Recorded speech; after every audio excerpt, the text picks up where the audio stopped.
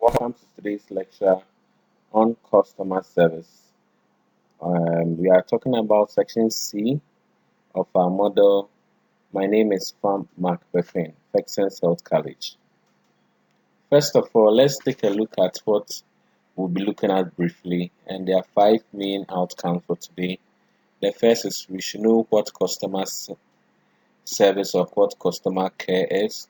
We should know why customer service is so important and how to promote good customer service. Okay.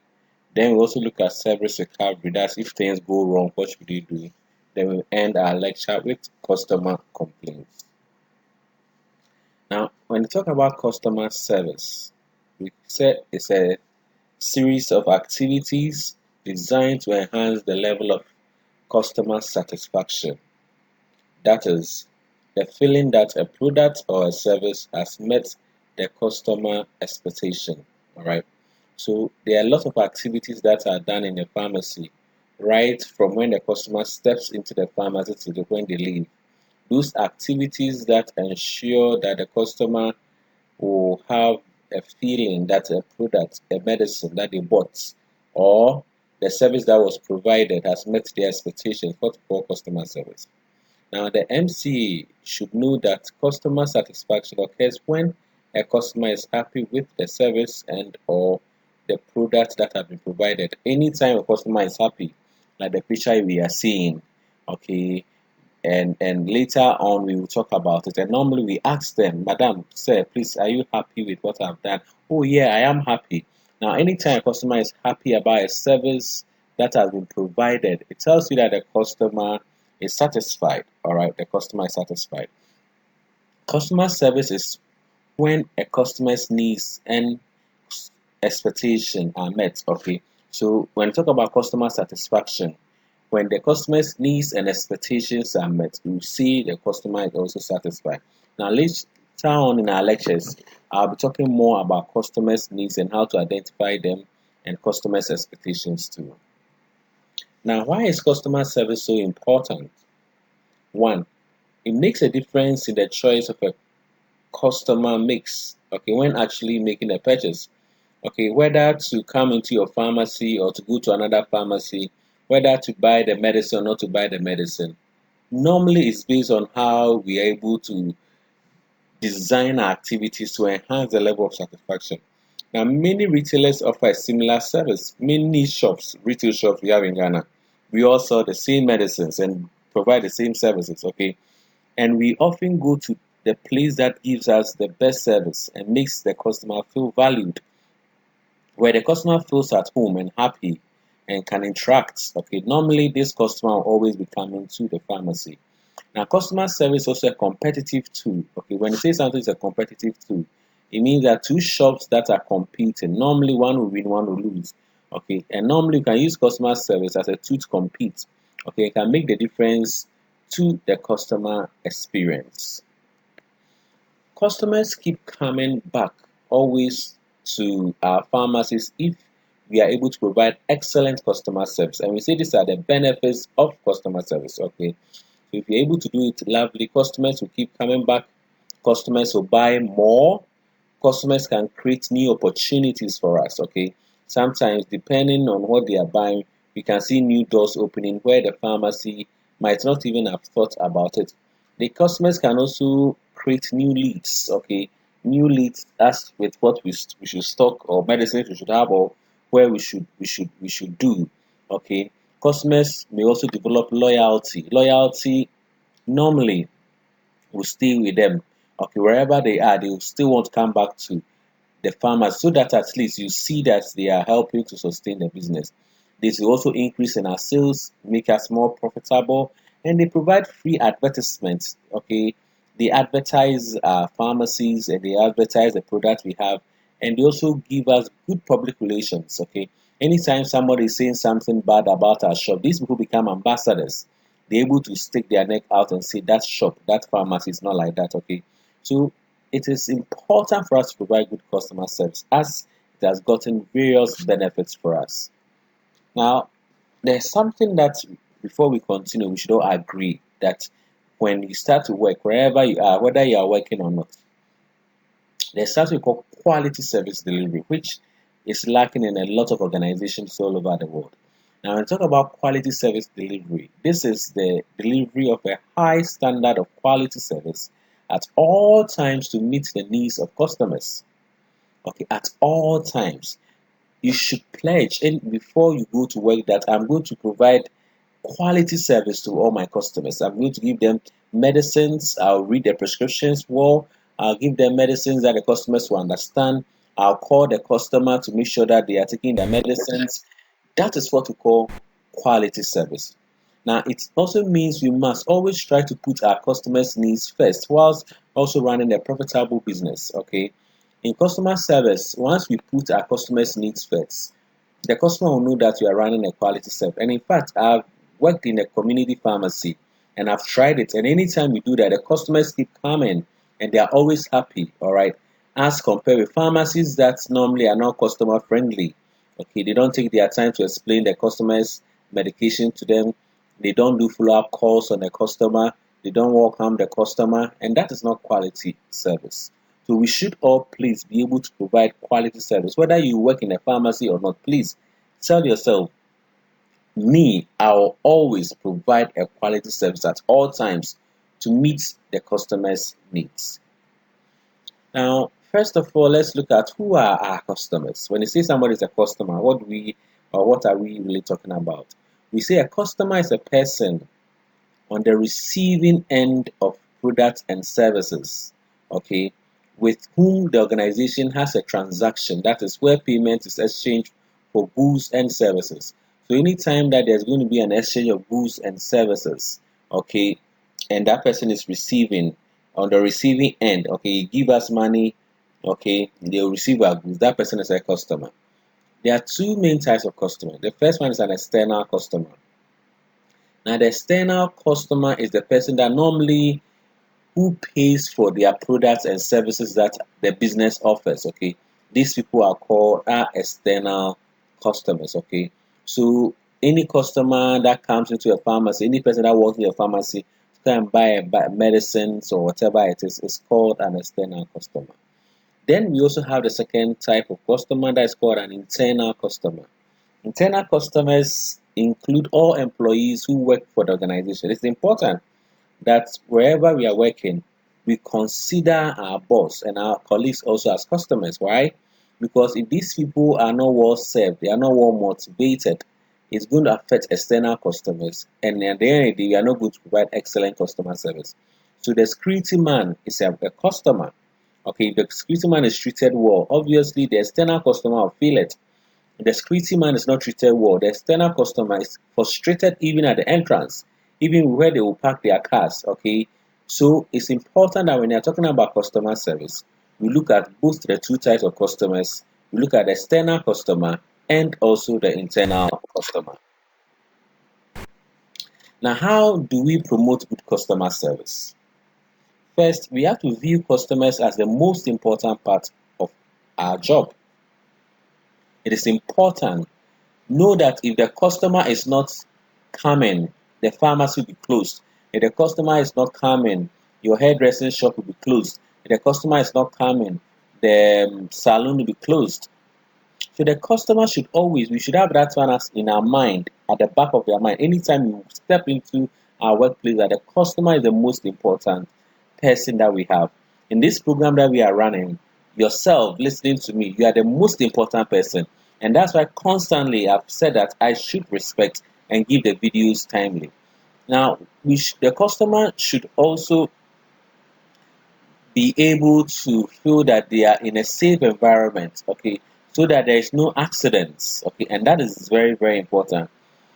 We should also be responsive to the needs of the customers, and later I'll be talking about needs, by the way. Okay, we should be responsive.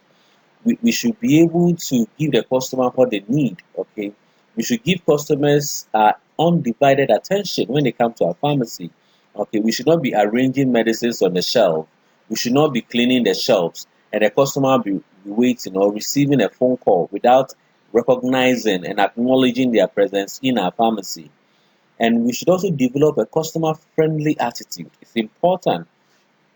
Now, anytime a customer comes, You should know their customer's name. If they have been coming to your shop always, you should know their name. You should welcome them. Hello, Uncle Bob. How are you? How is the family? We smile. If it's their birthdays that you know them, we wish them birthdays. Okay, the customer should be our friend. In fact, this one is called relationship marketing. Okay, always develop that customer friendly attitude. I've said again when we're doing model one, pharmaceutical care, we said that we should be patient focused. Okay, our focus should be the patient and our customer. If we are like that, we'll be able to provide excellent customer service.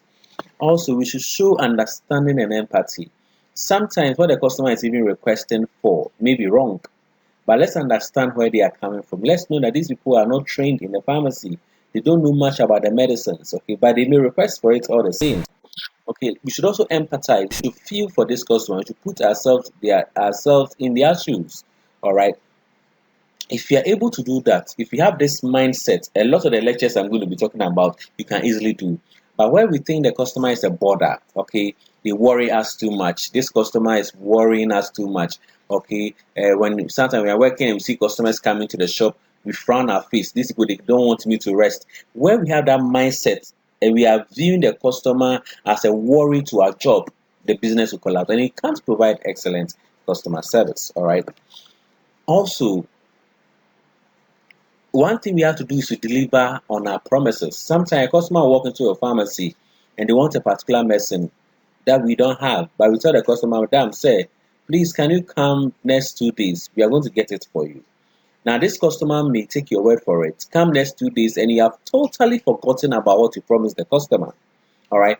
So, anytime we promise a customer, if they are come to check their blood pressure, we ask them to sit down for 5 minutes. And they say, please, can you wait for 5 minutes and I'll check it for you? We should make sure that they don't sit there for 30 minutes and they are still waiting for us to call them. Okay, that is bad customer service. So let's always deliver on what we promise our customers. It's important. We should also present a positive image at all times, positive image about ourselves. Okay, some of us we think we are unfortunate in life.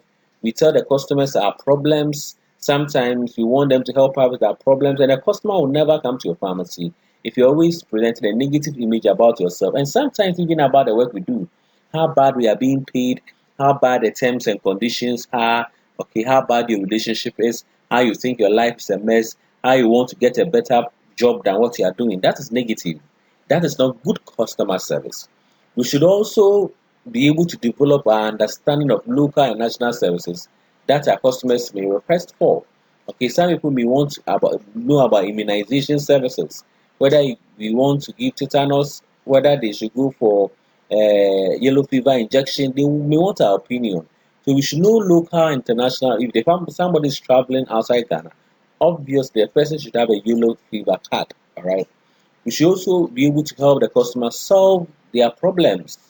And if you're able to help the customer solve their problem, the customer always keep coming to the pharmacy and always check if there is any more we can do. Okay, and anytime the customer comes to our pharmacy, before they leave, please ask the customer, Madam, say, please, is there any other thing that I can do? This is important that we know. Now, how do we identify needs and expectations? Okay, now when we talk about customer needs, we are talking about specific circumstances that customers may present with in our pharmacy. For example, busy professional people may often be more demanding when they come to our pharmacy. Okay, it is because normally they are under time pressure, they are held back by time. So these people will always want you to serve them quickly without asking them too much unnecessary questions and wasting their time. Okay, some customers may also have special needs related to their personal circumstances. Okay, example, mothers with children needing to have a baby changing facility provided where they can change their baby diapers, or people with disabilities needing customer service staff to help and guide them through their service experience. Okay, either they can't see or they can't talk well or they have problem walking, but they may need your help. All right, so as an MCA, we should be able to identify needs, and some of these needs may include a customer getting a product in a specific time. As I've said, if you promise them you get it a day or two, the customer should get it. Okay, being served in a reasonable amount of time because they are in a hurry or in a rush. Okay, having goods delivered when requested. Okay, anytime they come and they ask that I want this medicine, the customer needs to be that he or she gets their goods. Being able to pay without delay. Sometimes customers want to pay for their bills and we keep them waiting and waiting and waiting and waiting. It's very common in our restaurants here, especially in Ghana, where you go to a restaurant or what you call the chop bar to eat. After eating, you want to pay your bill and leave, and they'll keep you waiting for minutes. Sometimes very frustrating because you just want to pay and leave. Okay, being able to also find what they need within the store is important. And normally, when a customer walks inside, you can see they are going through our merchandise, they are going through the product we have. We shouldn't wait for them to even ask us. We should be able to help them find what they need within the store. Ensuring the appointment is booked when they need it, especially when they want to talk with the pharmacist. Ensuring that their telephone bookings are confirmed properly. Having goods packaged when needed, gaining advice and guidance on the most appropriate product or service to purchase, and they need it. You ask for your opinion, madam, which one will you choose? Sometimes they're even buying a toothbrush and they're showing you two brands of toothbrush and they're asking, madam, can you help me choose? If it's for you, which one will you choose? We don't just play up and tell the customer that, please, I'm not the one going to use, so I can't help you with it. No. Also, being confident that they can get what they want when they want it. Okay. So these are some of the customers' needs and expectations. Now, when you talk about customers' expectations are based on previous experiences and personal choices based on what they have heard people saying or their own experience or by a referral. Okay, the customer always come with what we call an expectation. Okay, an expectation. They want those expectations to be met. Okay, so the service must meet their expectations of quality, so they expect that every service and every product you give them should be of quality. The customer also expects that they are given a polite treatment at all times. Sometimes even when they themselves know they are being difficult, they want to be treated politely. The customer also wants to be able to see that attention is being paid to their request. Okay, so when they place an order or when they need something that they are not getting, the customer wants you to be calling them, be updating them on the status of what they requested from you. Customers may also expect to feel their feedback is important. Whatever they have told you, they expect to feel their feedback is important. Customers will expect that when we make mistakes, we admit our mistakes, okay, and we rectify them, we solve them. When you make a mistake in our pharmacy, say, oh, madam, please, I'm sorry, okay, then we rectify them. Customers will expect us to that anytime that we make promises, these promises are honored. Okay. Customers will also expect to be treated with respect when they come to our pharmacy, irrespective of their background, their religion, their wealth, their social standing. The customer will expect you to respect them. To be treated with as an individual by giving them a personalized service. This is important. Sometimes we jam the customer up, okay, we think that they worry, but anytime a customer comes, the customer may come to a pharmacy as an individual. So it is important for us to recognize that. Now, in identifying needs and expectations, the customer will also expect that your time to be given to them for explanations, all right? They want you to be able to listen to them so that they can explain what is happening to them. We can listen very well to them. The customer expects to be informed when there's a problem. Okay, maybe you can't read the prescription or you think that there's a problem with the prescription, the doctor's handwriting or the medicine. Anytime there's a problem, the customer will expect us to discuss it. Of course, in we are discussing the customer not to impair confidence and frustrate them, but to let them know that you would have to wait for some time because we want to clarify something with the doctor. The customer will also expect to know about your job and your company. For example, if you are not a pharmacist, please don't lie to the customer you are a pharmacist. Let them know you are an MCA and your work is to assist the pharmacist in dispensary.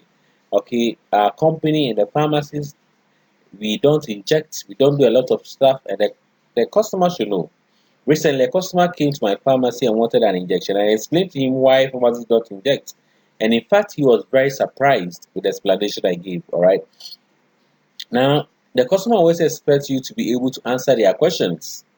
Sometimes you may not even have the answers, but if you don't have it, of course there'll be somebody that should be able to refer the questions to for an answer. The customer will expect you to find solutions to their problems. The customer will expect you to provide a safe and hygienic environment for them to be in. They don't want the must come to be dirty, see rats or cockroaches or mouse and cobwebs and the whole place is dusty and smelling. No, a customer wouldn't expect that. Okay, the customer would also expect you to know how to assist them in any emergencies. All right, if they are having fainties or they are feeling nauseous, the customer will expect that as an MCA, you should be able to tell that. When a customer walks into a pharmacy with a bleeding nose, and the MC say, "Madam, please, I can't help you." Okay, then you have not met the customer's expectation because the customer expects us to be knowledgeable in such areas and in emergencies. Now, when you can meet the needs of your customer and exceed the expectation, the customer will be surprised and delighted with exceptional service that they did not expect. Okay, and normally we say the customer is delighted. Basically, we use the word delighted. That is when you meet their needs and expectation. Normally, the customer is delighted because let's face it, it's difficult to find good customer service in this part of our country. All right.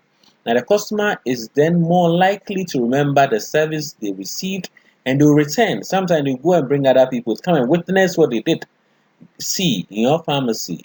All right. So please, customer service is very key. Please let's take note.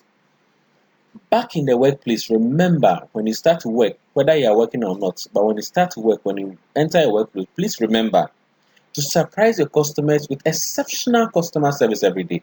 Every day, don't change. Okay. Now, if you keep doing that and keep doing that and keep doing that, that becomes your attitude and becomes your habit. All right.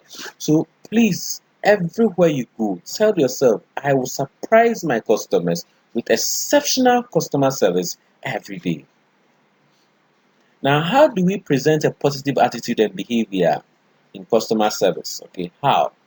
Now, behavior is a choice and will affect the way in which you deal with the customers. And we have said, even in account, one of these account sayings that we said, "Usuban,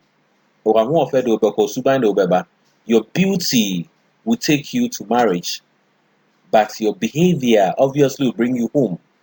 Now, the same applies to this. Maybe you can be very good MC, but if your behavior, your customer service is bad, no customer is going to come to your pharmacy. You can choose behavior that will help you deal with customers or behavior that will hinder you.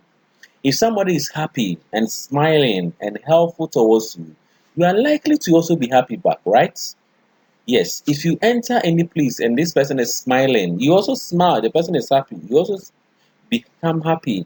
Okay. However, if someone is short-tempered, unpleasant, or even aggressive, then it is likely that you will behave also in the same manner. Now, this one is supposed to tell us that our behavior we show to our customers, the customers will reflect the same behavior to us. And sometimes you may think that people don't like us. No, it's our behavior. So please choose a positive behavior. Be happy, smile, be helpful, thank customers, use courtesy and polite word. Thank you, madam. I wish you a speedy recovery. Call this customer. You can see the gentleman and the lady smiling, and they are smiling because the pharmacy attendants, the MC, is also smiling back in the picture that you can see. So please choose, and I'm saying behavior is a choice. Please, I'm begging you, once you finish this program and God willing, you get a work, provide exceptional customer service. Now, when you deal with customers, your behavior should be one of these. I call it the PUP, okay, the behavior. One, professional. Please hide all your personal feelings, whether it's anger, whether it's frustration, whether you love the customer, whether you are head over heels over the customer. Please hide it. We don't express our emotions to our customers. We should be able to be as professional as possible. And we say that when you're coming to a pharmacy, please, if you have any problems, leave your problems at the doorstep of the pharmacy. Don't bring your problems. Don't be crying and be emotional in the pharmacy. and want your customers to be consoling you because why? Your boyfriend broke up with you and you don't believe it. And you're telling customers and you're crying in the pharmacy. That is not a professional behavior. Two, one of the behaviors you should also exhibit is understanding. You are in the people's business and they want you to help them. Some of them may be in pain. Maybe somebody even wants to abort because she's a JSS student and she's pregnant and she'll come to your pharmacy. We don't mock and laugh at them. No, understand them. If it were you, your sister, what will you have done? So we give them guidance, even though we may not be able to abort the baby. We guide them, we encourage them, we counsel them that they should keep the pregnancy. You can even help to speak with their parents on their behalf and let them know that it is good that they keep this child, even though that it may affect. But if this patient still insists they want to commit the abortion, whatever, we refer them to a specialist, a hospital, where they can get proper medical attention. So let's have understanding if you want to provide excellent customer service. And the third point, the P, is be patient. Be patient. Yes, you may have to say the same things hundreds of times to the same customer, but it is the first time this customer has asked, isn't it? For example, a customer will come and say, Madam, please, what do you use paracetamol for? Then tell them, oh, paracetamol is used for headache. In about 10 minutes, a different customer will come. So, Madam, please, what do you use paracetamol for? Oh, paracetamol is a painkiller for headache, for fever. Oh, thank you. The following day, a different customer comes. Oh, Madam, they say, but you people, you worry me. Every day, somebody is coming to ask me, what do we use paracetamol for? That's a mistake. And as I've said, please know that the customer is not part of a crowd of people. The customer is an individual. He or she also doesn't know. So you can have a million questions from different customers. And this question is the same question. What do you use paracetamol for? Be patient and remember that the customer is an individual and not part of a crowd. He's not part of the same, they are not from the same family. They don't discuss their problems together. So they will always come to issues that are similar, and we identify it and we treat every person as an individual and separately.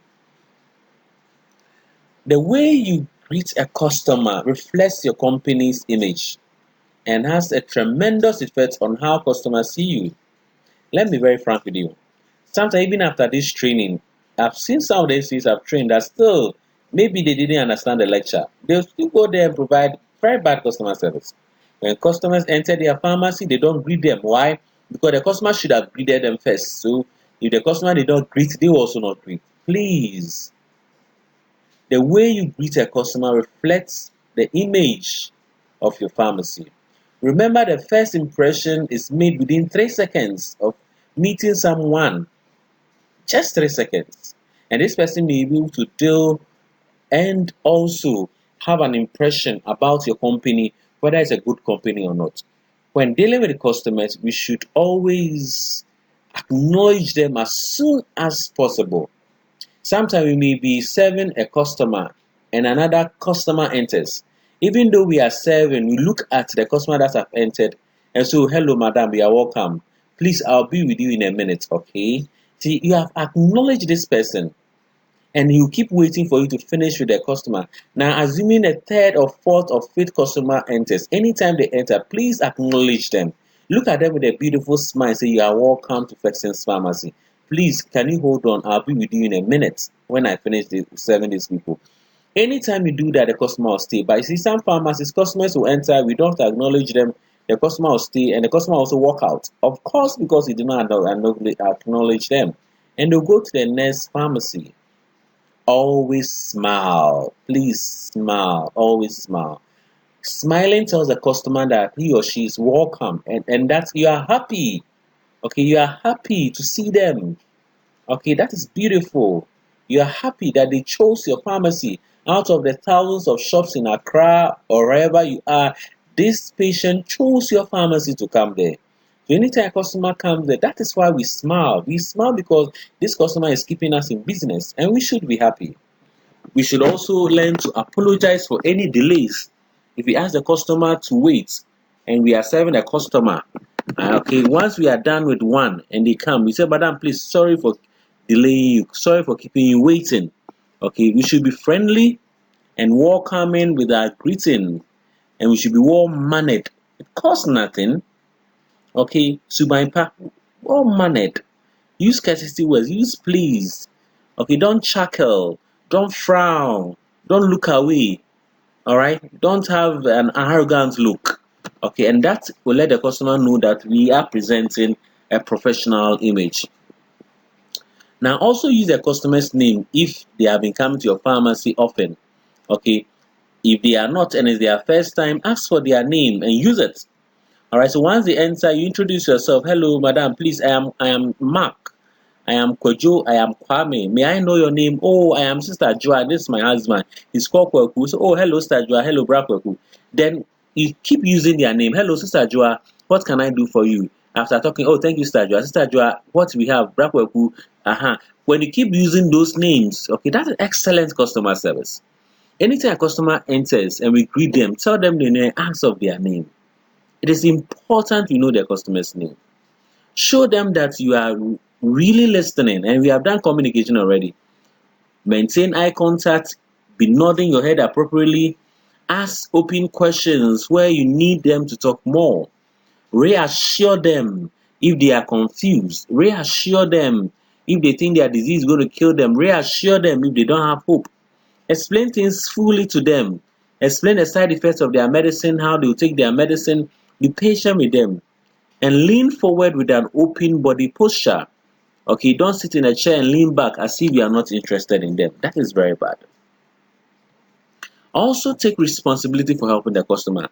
Anytime you are working as part of customer service, tell yourself it is my duty, it's my responsibility to make the customer happy.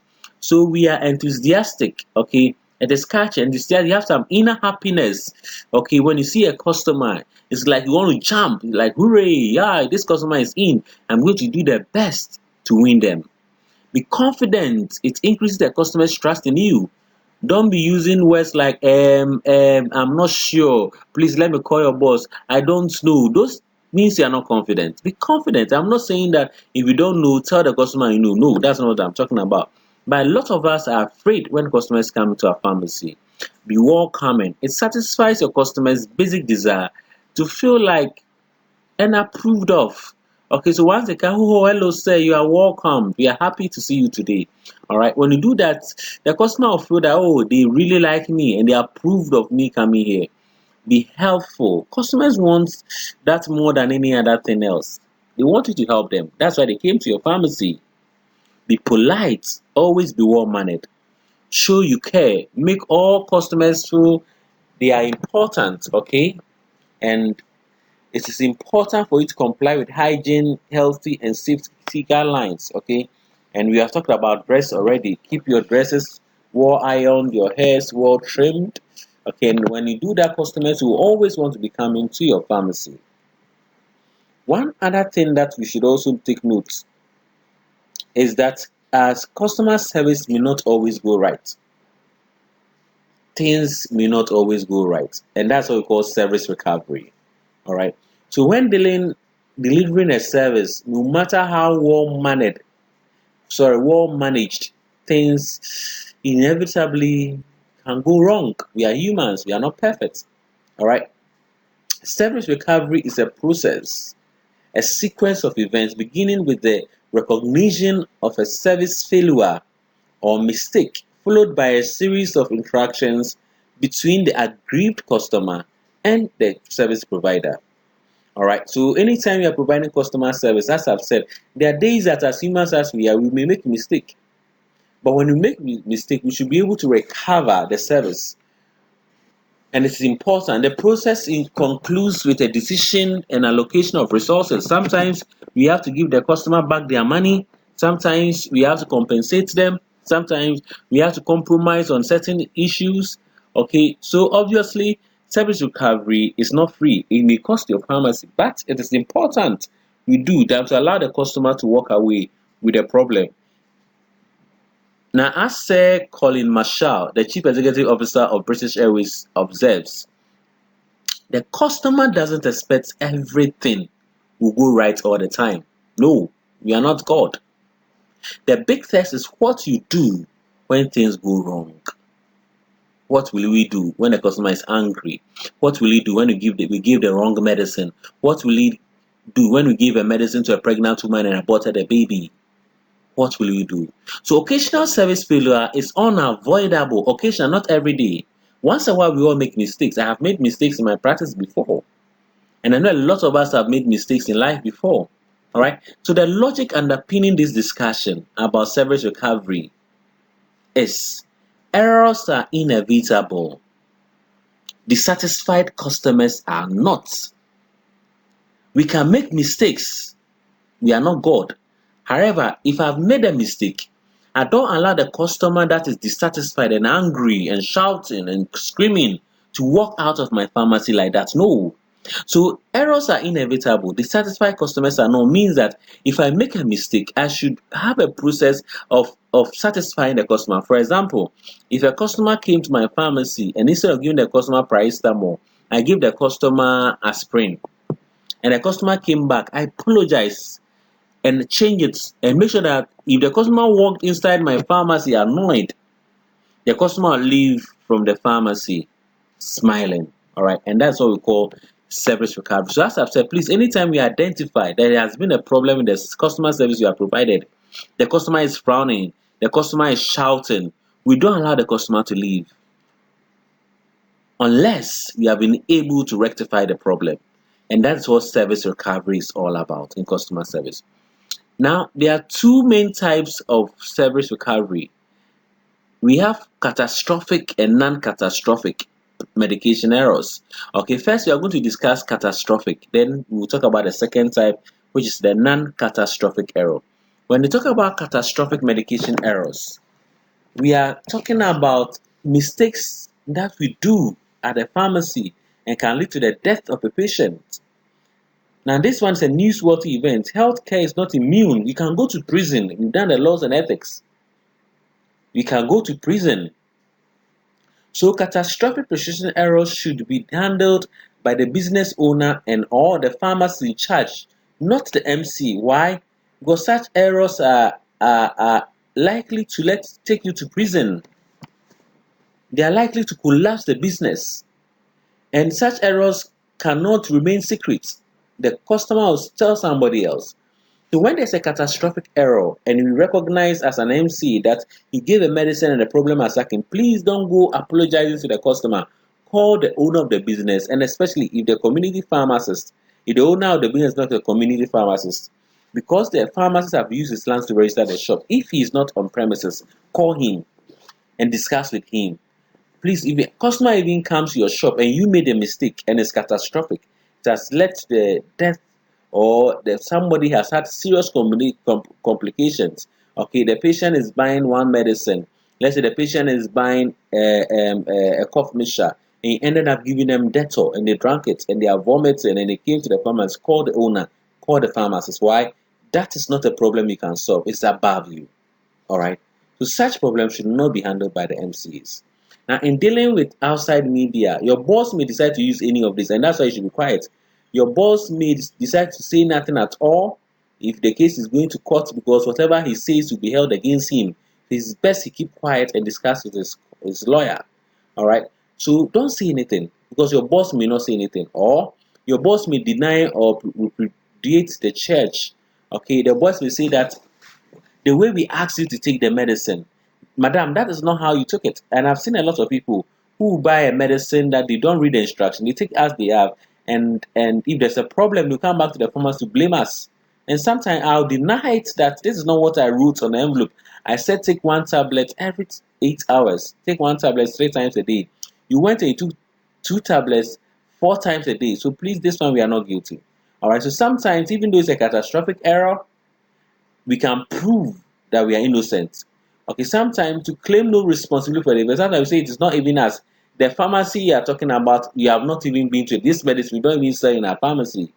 Okay, to minimize impact, sometimes when you make a catastrophic error, it affects everybody. It affects a lot of pharmacies, the Pharmacy Council, the Ministry of Health. So for us to be able to minimize the impact, we're saying that we should be able to know how to deal with catastrophic error.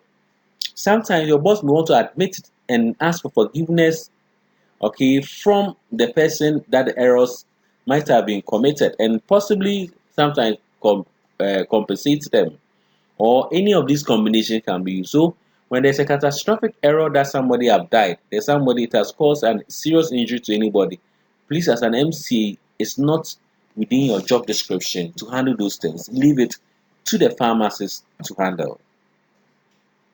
Now the second is the non-catastrophic prescription medications error. Okay, non-catastrophic prescription errors. And this normally is because technicians or MCs is rude, not smiling, or insulted a customer, okay, or the service has been delayed too much, the customer has been waiting, or the charges are inaccurate, you charged him more than you are supposed to charge. So these are what you're going to discuss. For these ones, you can handle as an MCA because it's not catastrophic. All right. Whenever a customer comes in to complain, do not fight the customer back. It's important we don't fight them back, but rather we can do the following. Now, let's first recognize that why is this customer complaining? The customers complain when their needs and expectations are not met. What they expect to have, you do not give. Okay, example, the product is faulty. They bought some read spray from your pharmacy, went to their room, they are spraying, and the nozzle wouldn't spray. Or they came to buy a toothpaste, when they went home, there was nothing inside the box, just an empty box.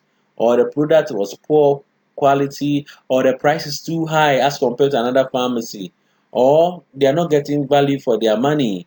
Okay, what you ask them that you do and what they have paid, if they reconcile, it's not enough, or there's incorrect stock.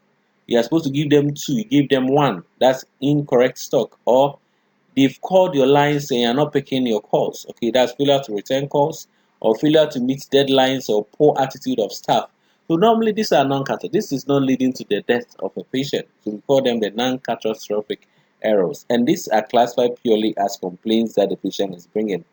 Now, it is known fact that no matter how hard an organization tries, there will be people who will never be satisfied. Never be satisfied. However, there are those who have a real cause for being dissatisfied. Okay, so there are three main types of customers who complain. One is those who are genuinely upset by the situation and deserve your sympathy. Two, those who complain purely for the sake of it. As an people, naturally do complain. Whatever you do, you complain. And three, this is a dangerous group. Those who are professional complainants, those who come and complain because they want to take you to court, they need some money. And they will intimidate you that if you don't do anything, they are going to report to the police. Okay, so these are called the professional complaints. So they are those who are genuine complainers. They are those who are complaining because they are habitual complainers. It's part of their life. They always complain about everything in this life. And those who are complaining because they want money from you. So please, when anybody is giving a complaint, ask yourself, where does this person falls within? Okay, the person is professional. Be careful because they want money from you. And once you see anything, they can use it against you. Now, what causes people to complain? Misunderstandings because we don't communicate well. Okay, personality factors. Somebody is an introvert, somebody is an extrovert. The expectation the customer was having, we're expecting that when they come to your pharmacy on a Christmas, you give them a hamper because he or she might have seen a hamper leaving the pharmacy. They come and say, no, no, no, the hamper is not meant for all customers, but a few customers. All right, that can bring a lot of problem. Lack of communications can bring it frustrations in the pharmacy, can cause complaints from our customers when we are demotivated, okay, and unhappy people working in the pharmacy. Customers will always bring complaints. We also have personal factors, okay, and these personal factors, people may have their own reason. Maybe they just don't like you, or they don't like your name, or something about you that they don't like. So they will always give a complaint. And sometimes they are factors beyond even our control. Okay. So these are all things that customers can do in complaining. Now, in handling complaints, do you know that 96% of dissatisfied customers do not go back and complain, but they do tell 7 other people. So if I have 96% of these people, they don't come to my pharmacy and say, "Mr. Queen, I don't like your service," but they go up to tell 7 different people about how bad I am. That is bad. 13% of people will also tell at least 20 people, and 90% will never even return. They will not even come to my pharmacy again. All right. It probably costs 5 times as much to attract a new customer as it is to lose it. All right. So let's focus on how do we retain and keep our customers. Now, for us to lose the customers, then we go back chasing the customers. So the message is clear. Companies need to encourage their customers to complain. It is better to handle a complaint than to lose the customer. Okay, so handle complaints professionally and turn complainers into ambassadors. Now, what are some of the benefits of complaining? One, more and more organizations realize that non-complaint complaints can be a valuable source of information. Okay, so more complaints that we are able to keep a lot of information. Okay, two, they have seen that complaints can help them identify ways that they can do things better and point them to the right direction of providing an improved service. If people are complaining, you listen to what they are saying and say, okay, I thought they liked it, but they don't like it. So why don't I listen to what they are doing? Okay, complaints also will help resolve other problems the customer is having. Okay, and once resolving complaints appropriately, usually means that customers are happy. Okay, if you're able to resolve their complaints, the customers are happy that we have listened to them. Now, these customers often become more loyal in the long term because we have taken the trouble to listen to them and put something right that was wrong. The customer feels proud, and because of that, they will always come to your farmer. So let's encourage customers to complain, but there are lots of benefits from it. Now, how do we encourage customers to complain? It is important that we make it easy for the customers to comment on the service they have received. We can ask them. Okay, we should never make it difficult for customers to complain, because if we make it difficult, they wouldn't complain. I'm going to tell 96% of people. It's best they tell us so that we can work on what the issue is. Now, the best way to find out how customers feel is to ask them what they think about the service they have received. Okay, so example of such questions is that everything you need, sir? Don't you need any other thing, sir? Is everything to your satisfaction, madam? Do you like the food? How can I be of service, madam? Are you happy with the way in which that is packaged, sir? Okay, anytime we ask questions like that, we are looking for a feedback, okay? And as I've said, it encourages the customer to talk more. Now, when customers are angry or upset, they usually want to do the following, and it's important for us to learn how to calm the customers.